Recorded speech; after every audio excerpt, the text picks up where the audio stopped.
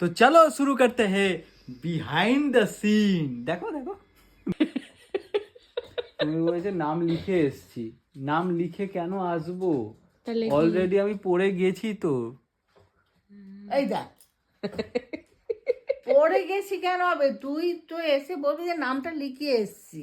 হ্যাঁ লিখে এসছি মানে সেদিনকে নামটা তো সে- নামটা লিখিয়ে এসছি, বাড়িতে এসে বলতে এসছি, তার মানে ওখানে কি আমার আত্মা গিয়ে পড়ে গেছে? তুই তারপরে যাবি। গিয়ে পড়ে যাবো। মা বলছে ফার্স্ট তুমি ডায়লগটা বলবে, দেন তুমি যাবে, খেলে এসে মা তোমার রিয়াকশন জিজ্ঞাসা করবে যখন, তখন বলবে আমি পড়ে গেছি। তুমি খেলে এসে পুরোটা বলছো না, তুমি অর্ধেকটা ডায়লগ ডেলিভার করে খেলতে যাচ্ছ, তারপর তুমি এসে বলছো যে তুমি পড়ে গেছো এবং আমি তো বস্তাটা শুধু প্রাইজে জিজ্ঞাসা পেয়েছো। করবো, হ্যাঁ রে তুই খেলতে গেলি কি হলি। বুঝতে পেরেছো? আয়া সমাজ মে, আয়া সমাজ মে। আসেনি। হ্যাঁ বুঝতে রে, এবার বুঝতে পেরেছে।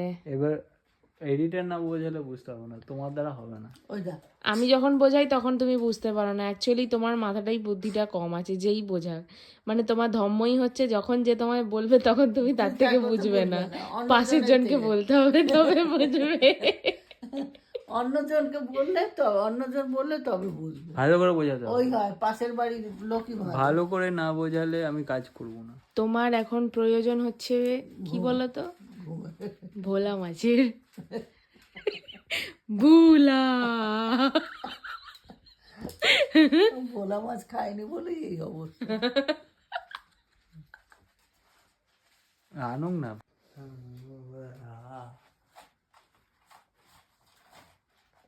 চলো ডায়লগ মনে করো, ডায়লগ। বস্তা দৌড়ে বস্তা রেসে যে দৌড়লি, রেস আর দৌড়ো এটা কথা বলতে পারবো তো।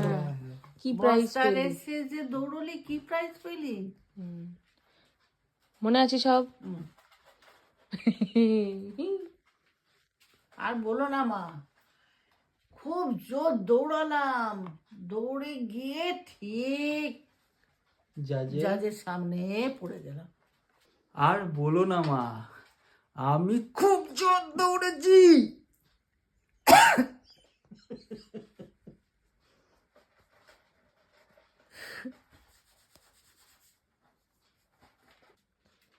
हंसता काय है, दाढ़ी दिखा देगा लोग को, हंसता काय है। আর বলো না মা, আমি খুব জোর দৌড়েছি। ঠিক কোথায় গিয়ে পড়লাম? আর বলো না মা, আমি খুব জোর দৌড়েছি। ঠিক আর বলো না মা, জাজের সামনে গিয়েই পড়ে গেছে।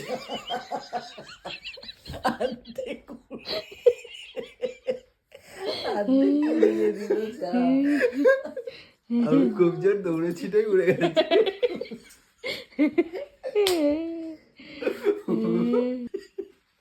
ছা, তুই পড়ে গেলি। যা, তুই পড়ে গেলি জাজের সামনে গিয়ে। মা তোমার পিম্পলস বেরিয়েছে। কোথায়? টুইং। নাও না, যা ঠিক